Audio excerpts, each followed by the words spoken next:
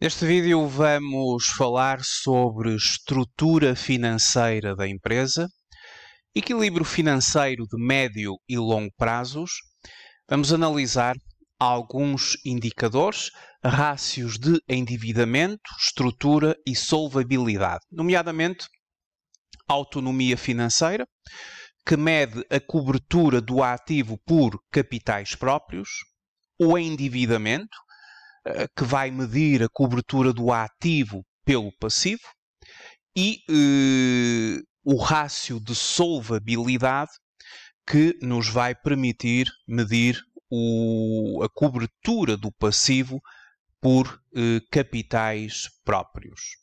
Seja muito bem-vindo à Certform, Escola de Formação Prática. Eu chamo Miguel Fragoso, sou economista e contabilista certificado, formador em contabilidade, fiscalidade e finanças empresariais.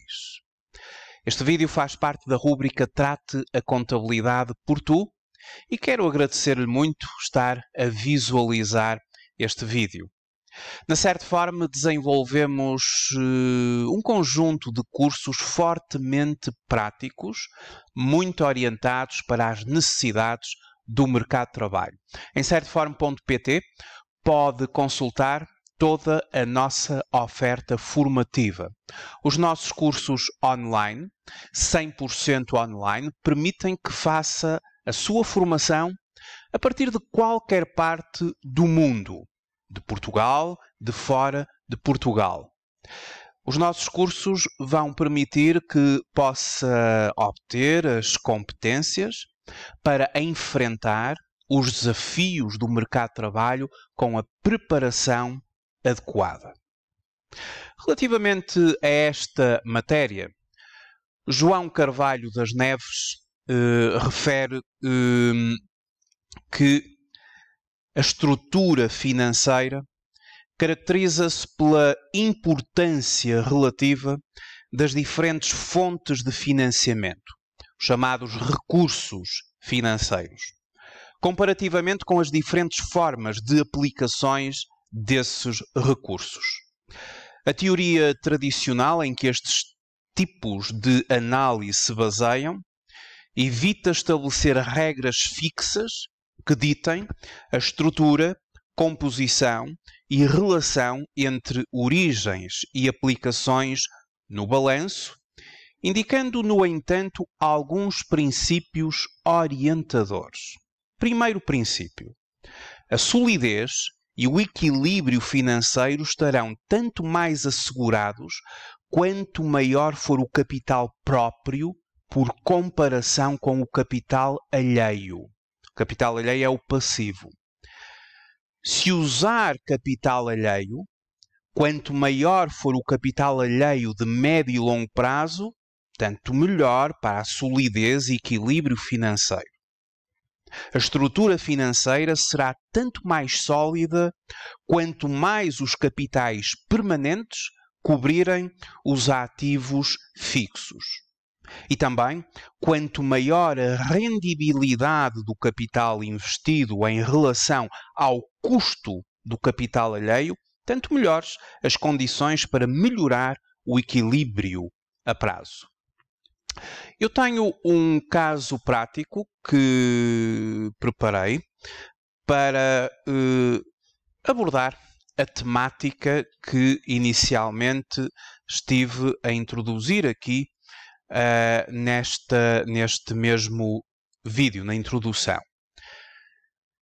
Nós temos uma determinada empresa, a empresa ABC SA, com os valores considerados pontuais a 31 de dezembro, dos determinados períodos que aqui evidenciamos, e do balanço dessa mesma entidade, o balanço funcional, preparado para análise financeira, foram recolhidos as seguintes grandezas: o passivo não corrente, o capital próprio, os capitais permanentes, o ativo não corrente, aqui a nível de ativo fixo líquido, o ativo comum total, o passivo como um total e o passivo corrente. De acordo com estes grandes valores, nós pretendemos preencher todo este quadro, determinar o rácio de estrutura, o rácio de cobertura do ativo não corrente por capitais permanentes, o rácio de autonomia financeira, o rácio de solvabilidade, o endividamento, o rácio da estrutura do passivo, o rácio da solvabilidade. E assim, depois de fazermos o cálculo de todos estes indicadores, fazer uma análise conjunta para chegar às nossas conclusões. Eu, neste vídeo, vou abordar o rácio da autonomia financeira, o rácio de solvabilidade e o chamado endividamento. Bom, quanto ao rácio de autonomia financeira, em que nós dividimos o capital próprio pelo ativo. Também se pode considerar o capital próprio a dividir pelo capital próprio mais o capital alheio. O capital alheio é o passivo. Nós sabemos que o capital próprio mais o passivo é igual ao ativo. Isto advém, obviamente, da equação fundamental do balanço. Nós temos que o total do ativo ele é igual ao total do capital próprio e do passivo. Logo, nesta fórmula, obtendo estas relações, para os 3 anos em análise, nós temos aqui 3 anos em análise, N-1, N-2, N-1 e o período N. Faremos a média do triênio e depois temos também indicações sobre os valores do setor de atividade no qual a empresa está enquadrada, para efeitos comparativos. Quanto ao rácio de autonomia financeira, no período N-2, nós dividimos o capital próprio pelo ativo.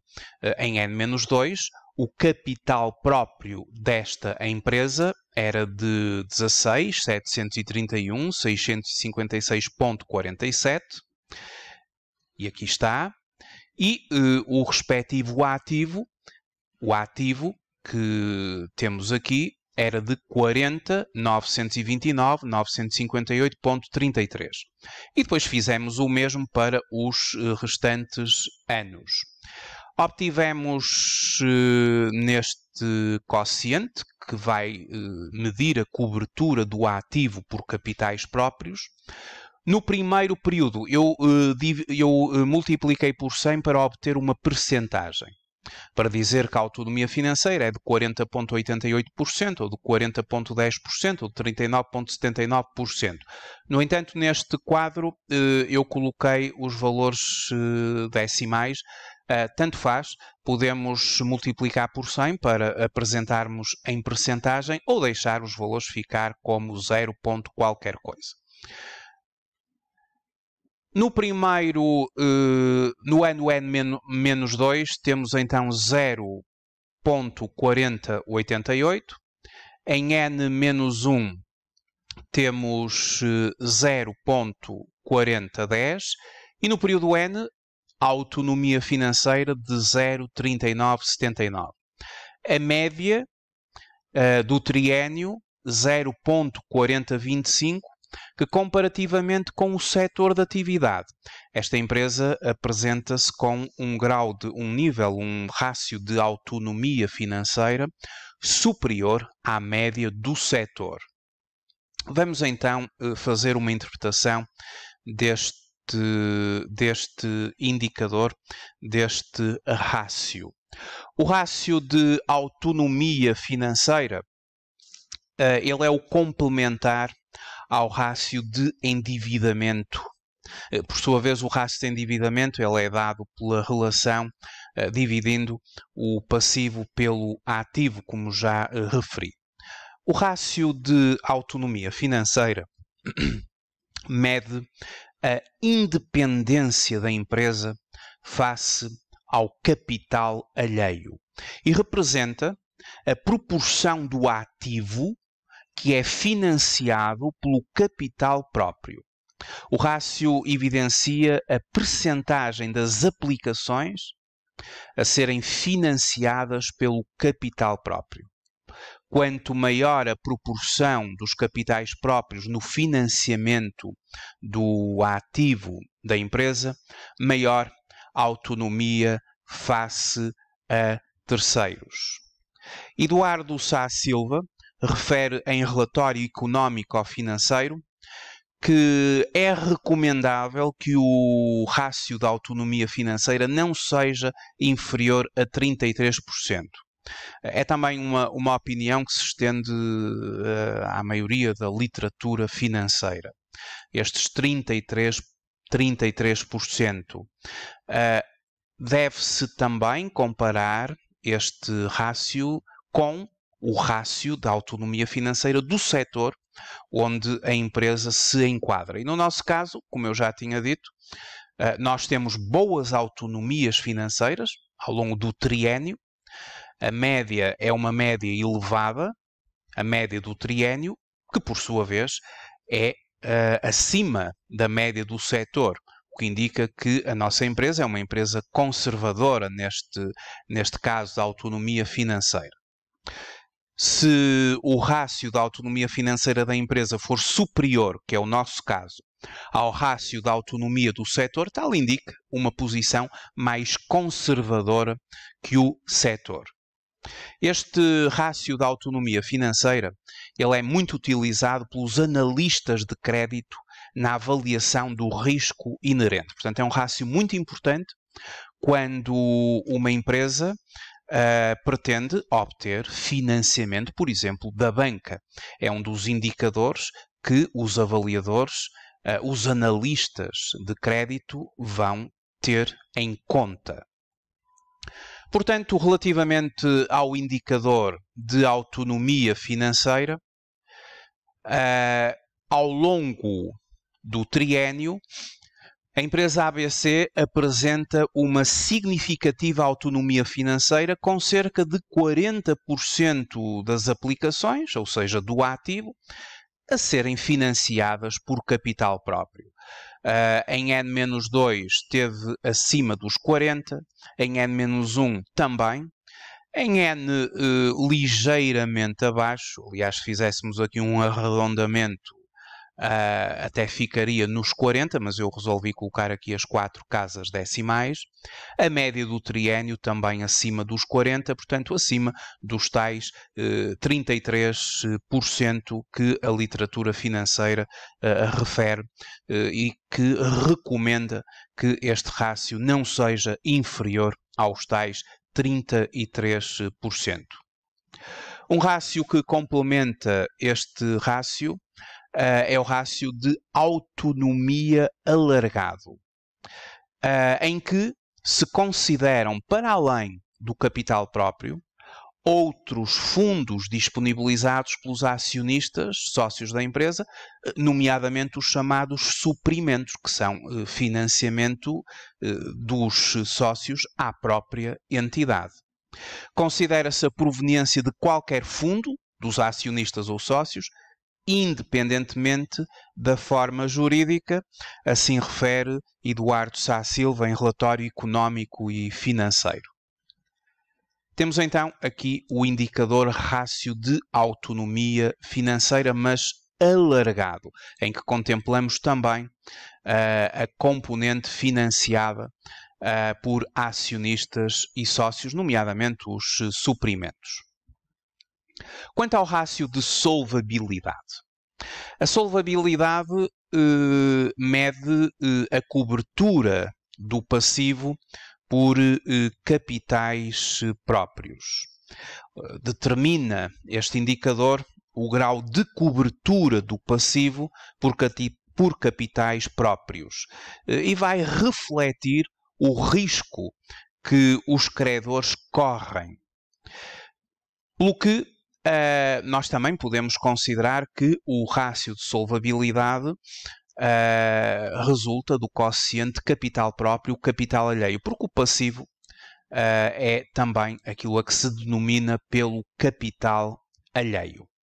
No caso concreto, e perante os valores que foram obtidos do balanço da empresa, para cada um dos anos, nós temos aqui os tais 3 anos, o triênio, eu dividi o capital próprio pelo passivo.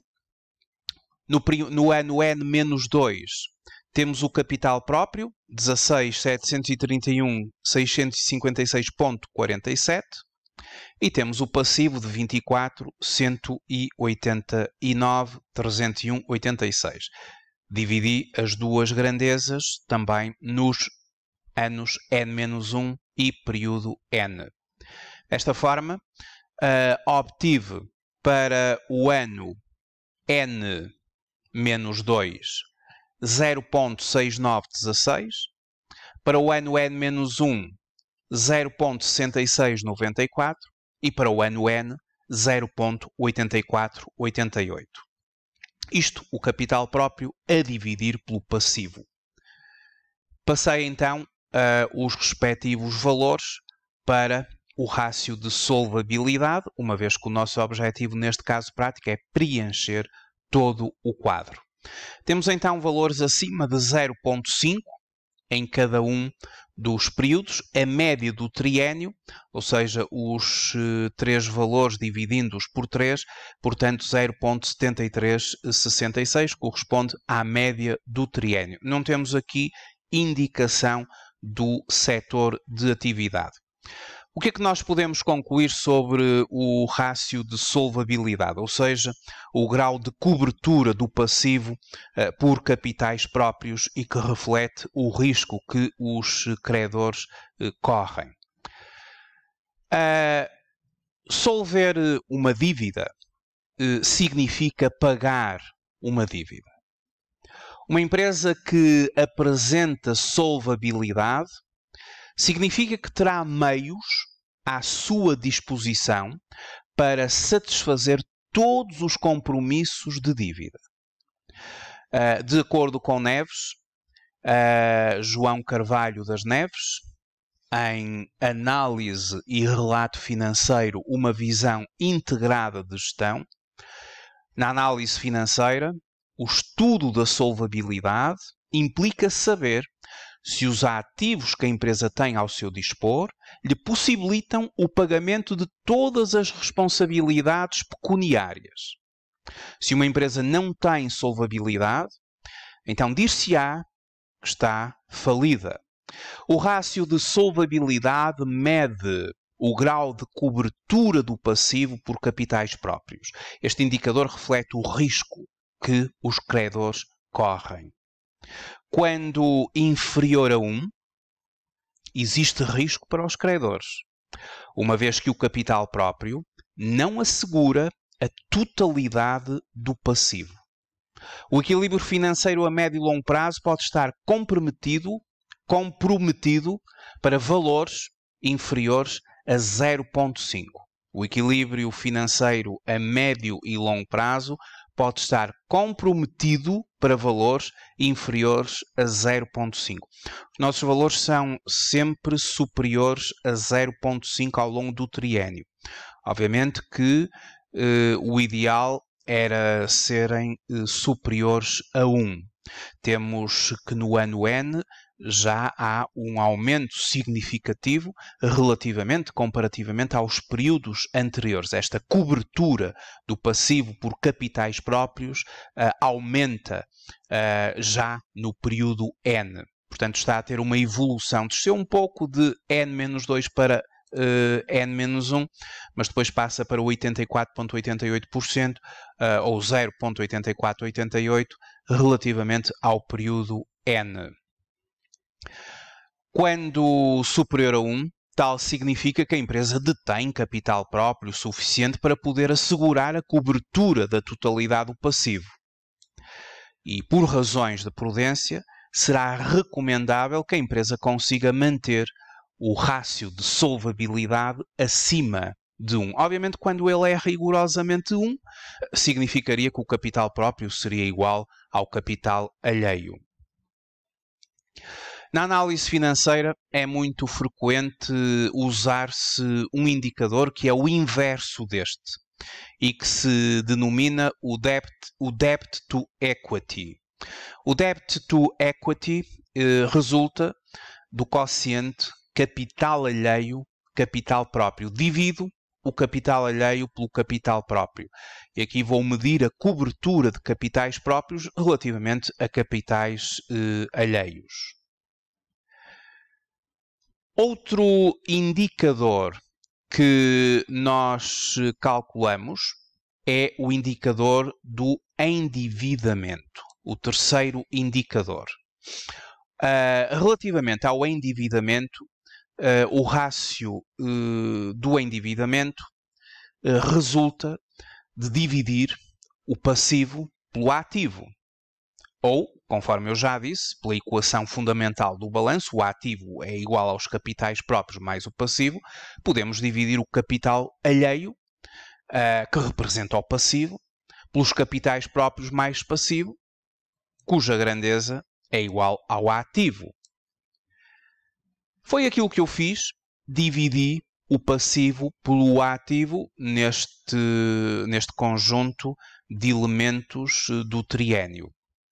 Temos o ativo e temos o passivo e, portanto, dividindo o passivo pelo ativo, o passivo total, o ativo total, portanto, fizemos aqui o quociente 24, 189, 301, 86, a dividir por 40, 929, 958, 33, isto para o período N-2, a mesma coisa para o período N-1, a mesma coisa para o período N. Dividindo o passivo total pelo ativo total, temos aquilo que é o rácio de endividamento. No fundo, o rácio da autonomia financeira, que nós já calculamos, é o complementar do rácio de endividamento, o que significa que a soma dos dois é 1. Pelo que temos, depois de fazer o respectivo quociente, obtive 0,59.12, dividindo então o passivo pelo ativo, 0,5990 relativamente ao período N-1 e 0,6021 relativamente ao período N. Se somar o endividamento com a autonomia financeira, obtém a unidade. Por isso é que se refere que o rácio da autonomia financeira é o complementar ao rácio de endividamento. O endividamento desta empresa inferior à média do setor de atividade.